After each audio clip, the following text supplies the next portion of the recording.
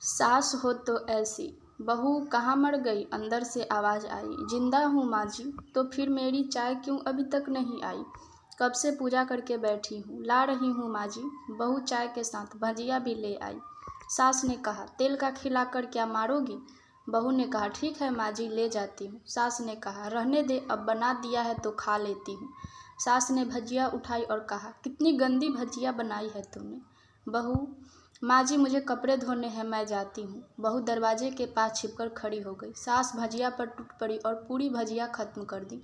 बहू मुस्कुराई और काम पर लग गई। दोपहर के खाने का वक्त हुआ। सास ने फिर आवाज़ लगाई, कुछ खाने को मिलेगा? बहू ने आवाज़ नहीं दी। सास फिर चिल्लाई, भूखे मारोगी क्या? बहू आई, सामने खिचड़ी रख दी। सास गुस्से से, ये क्या है, मुझे इसे नहीं खाना, इसे ले जाओ। बहू ने कहा, आपको डॉक्टर ने दिन में खिचड़ी खाने को कहा है, खाना तो पड़ेगा ही।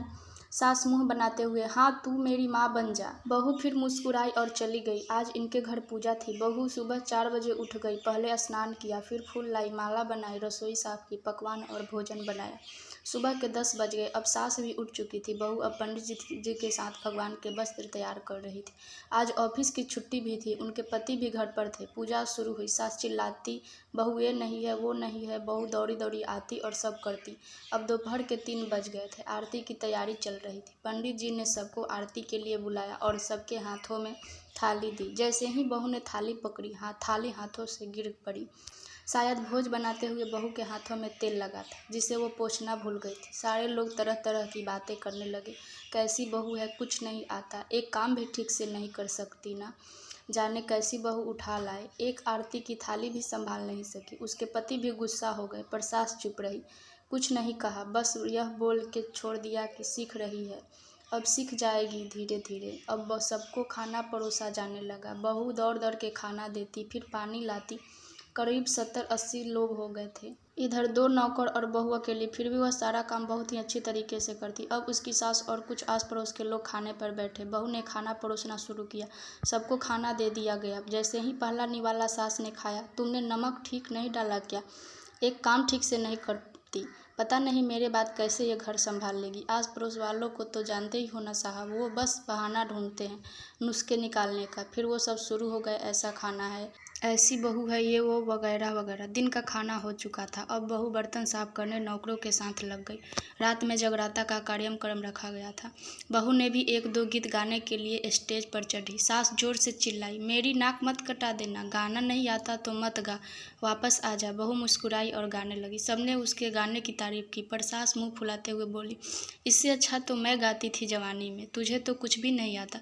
बहू मुस्कुराई और चली गई। अब रात का खाना खिलाया जा रहा था। उसके पति के ऑफिस के दोस्त साइड में ही ड्रिंक करने लगे।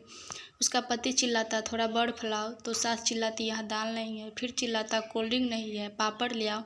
इधर उधर आखिर में उसके पति की शराब गिर पड़ी उसके एक दोस्त पर और बोतल टूट गई। पति गुस्से में 2 झापड़ अपनी पत्नी को लगाते हुए कहता है, जाहिल कहीं की, देख कर नहीं चल सकती, तुझे इतना भी काम नहीं आता। सारे लोग देखने लगे। उसकी पत्नी रोते हुए कमरे की तरफ दौड़ी। फिर उसके दोस्तों ने कहा, क्या यार, पूरा मूड खराब कर दिया, यहाँ नहीं बुलाया होता, हम कहीं और पार्टी कर लेते। कैसी अनपढ़ गवार बीबी ला रखी है तूने, उसे तो मेहमानों की इज्जत और काम करना तक नहीं आता। तुमने तो हमारी बेइज्जती कर दी। अब आस पड़ोस की औरतें को और बहाना मिल गया था। वो कहने लगी, देखो क्या कर दिया तुम्हारी बहू ने, कोई काम की नहीं है।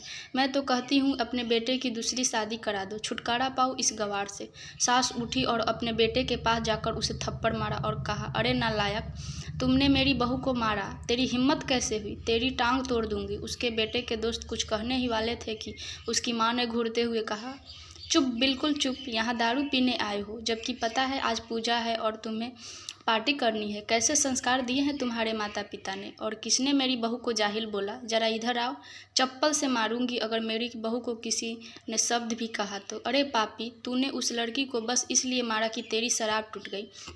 पापी, वो बच्ची सुबह 4 बजे से उठी है, घर का सारा काम कर रही है, ना सुबह से नाश्ता किया, ना दिन का खाना खाया, फिर भी हंसते हुए सबकी बातें सुनते हुए, ताने सुनते हुए घर के काम में लगी रही। तेरे यार दोस्तों को वो अच्छी नहीं लगी, जूते से मारूंगी तेरे यार दोस्तों को जो कभी उन्होंने ऐसा कहा।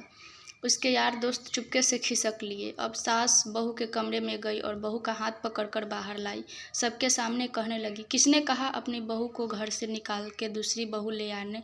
जरा सामने आओ। कोई सामने नहीं आया। फिर सास ने कहा, तुम जानते भी हो क्या इस लड़की के बारे में? ये मेरी माँ भी है, बेटी भी। माँ इसलिए मुझे गलत काम करने पर डांटती है और बेटी इसलिए कभी कभी मेरे दिल की भावनाएं समझ जाती है। मेरी दिन रात सेवा करती है, मेरे 1000 ताने सुनती है, पर एक शब्द भी गलत नहीं कहती, न सामने न पीठ पीछे। और तुम कहते हो दूसरी बहू ले आओ। याद है न छुटकी की दादी अपनी बहू की करतूत? सास ने गुस्से से पड़ोस की महिला को कहा, अभी पिछले हफ्ते ही तुम्हें मियाँ बीवी भूख छोड़ घूमने चले गए थे। मेरी इसी बहू ने 7 दिनों तक तुम्हारे घर पर खाना पानी, यहाँ तक कि तुम्हारे पैर दबाने जाती थी, और तुम्हें इसे जाहिल बोलती हो?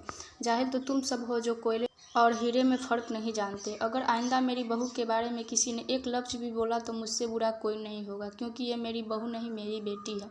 बहू सिसकियाँ लेते हुए फिर कमरे में चली गई। सास ने एक प्लेट उठाई और भोजन परोसा। बहू के कमरे में खुद ले गई। सास को भोजन लाते देखा तो बहू ने कहा, अरे माँ जी, आप क्या कर रही हो? मैं खुद ले लेती। सास ने प्यार से ताना मारते हुए कहा, डर मत, इसमें जहर नहीं है, मार नहीं डालूंगी तुझे। तुझे नई सास चाहिए होगी, पर मुझे अभी भी तू ही मेरे घर की बहू चाहिए। बहू ने अपनी सास को रोते हुए गले से लगा लिया। सास भी रो दी पहली बार और कहा, चल खाना खा ले। फिर मजाक करते हुए कहा, फिर मेरे पैर दबाने चले आना, और ये ख्याल मन में मत लाना कि सास पैर बोलती है। किसी दिन मैं इसका गला दबा दूंगी, क्योंकि कभी मैं भी यही सोचती थी। दोनों खूब हंसने लगती है। कुछ रिश्ते बहुत मीठे होते हैं, बस बातें कड़वी होती है। दोस्तों, आपको ये वीडियो सुनकर ज़रूर अच्छी लगी होगी, और यदि अच्छी लगी होगी तो लाइक और सब्सक्राइब ज़रूर कीजिएगा, ताकि मेरा और वीडियो आप सभी तक पहुंच पाए। धन्यवाद।